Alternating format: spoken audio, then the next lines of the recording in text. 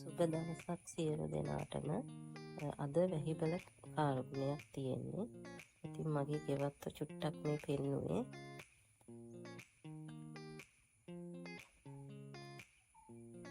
මෙන්න මේ මිරිස් පාත්තිය තියෙන කොටසේ මම ඉස්සරලා හදලා තිබුණේ මල් ටිකක්. මම ඒක අයින් කරලා දැන් මිරිස් ටිකක් හැදුවා. ඒකත් ලස්සනයි කියලා මට හිතෙනවා. අපිට මේ දවල්ට උදේට දවල්ට රැට උයනකොට කෑම ගලප ගන්න හරි අමාරුයි නේ. මටත් ඒක තියෙනවා. ඉතින් ගලපලා උයන හැටි බලමු අද. මම අද කිරි කොස් හදලා කිරි හොද්දක් හදලා මාළුවේ මැල්ලුමකුයි තමයි හැදුවේ. කොස් එකට මේ විදිහට මිරිස් කුඩු චුට්ටක් එකතු කරා, කහ කුඩු ටිකකුත් එකතු කරලා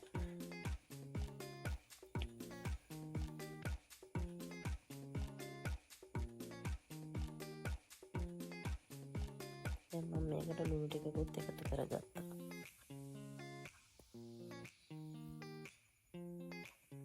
දැන් වතුර ටිකක් එකතු කරලා මේක මම කොස් ටික තැම්බෙන්න තියනවා. උළු හාල් ටිකකුත් මේකට එකතු කරගන්න ඕන.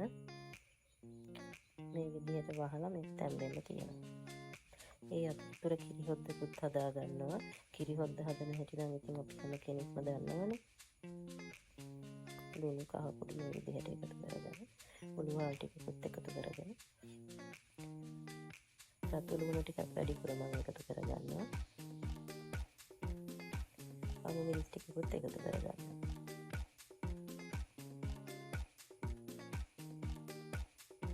උම්මල කළ ටිකක් එකතු කරගෙන කරපිංචක් මේ විදිහට කිරි හොද්දට එකතු කරගෙන මම මේක ලිපෙන් තියා ගන්නවා.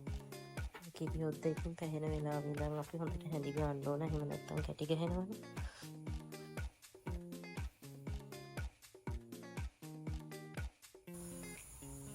කොස් එක තව ටිකක් තැම්බිලා මදි වගේ.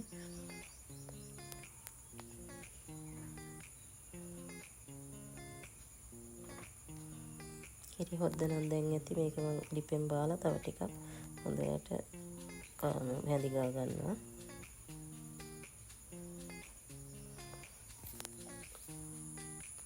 මේ විදිහට අර මිටි කිරි වලට අබ කුඩු ටිකක් එකතු කරගෙන තමයි මම කොස් එකට එකතු කරගන්නේ. එතකොට රසයි. අද ගොඩ කිරි දැම්මේ නැහැ කොස් එකට. මොකද කිරි හොද්දක් තියෙන නිසා කිරි ටිකයි දැම්මේ. දැන් කෙලවල්ලෝ මාළු ටික හදාගන්න යන්නේ. මේ විදිහට මාළු ටික කපලා හොඳට සෝදගෙන තෙල් ටිකක් ලිපේ තියා ගන්නවා.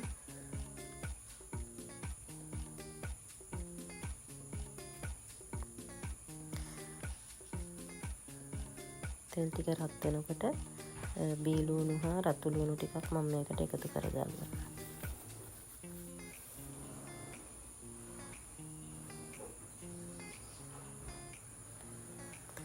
දැන් මේකට සුදු ලුණු, ගොරක, කුරුඳු පොතු, වෙනසාල්, කරාඹු නැටි තලාගෙන ඒවත් එකතු කරගෙන රම්පේ හා කරපිංච එකතු කරගන්නවා.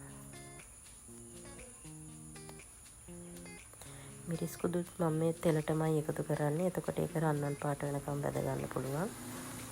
තෙලේම මේ විදිහට මිරිස් කුඩු ටික බැද ගන්නවා.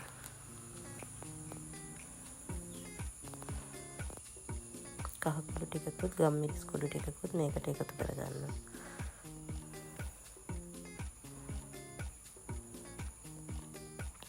දැන් මම මේකට මාළු එකතු කරගන්න ඉස්සර වෙලා වතුර ටිකක් එකතු කරගෙන මිරිස් හොද්ද හදාගෙන ඉන්නවා. මිරිස් ටික කුඩු ටිකක් මදි නිසා ආයෙ ටිකක් එකතු කරගත්තා.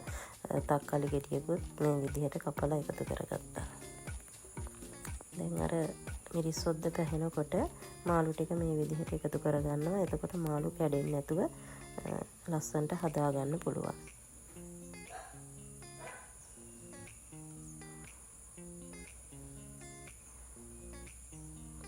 මාළු ටික ඉදුණාට පස්සේ මේ විදිහට ලිපෙන් අරගෙන දැන් මම පැසන් කොළ මැල්ලුමක් හදන්නයි යන්නේ.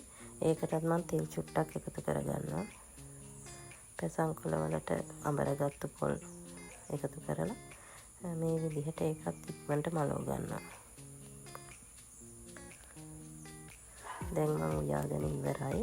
මට හිතෙනවා මේකත් ගැලපෙන මෙනු එකක් කියලා. රසට තිබුණා. ඉතින් මගේ වීඩියෝ බලපු ඔයාලා සියලු දෙනාටම ස්තුතියි.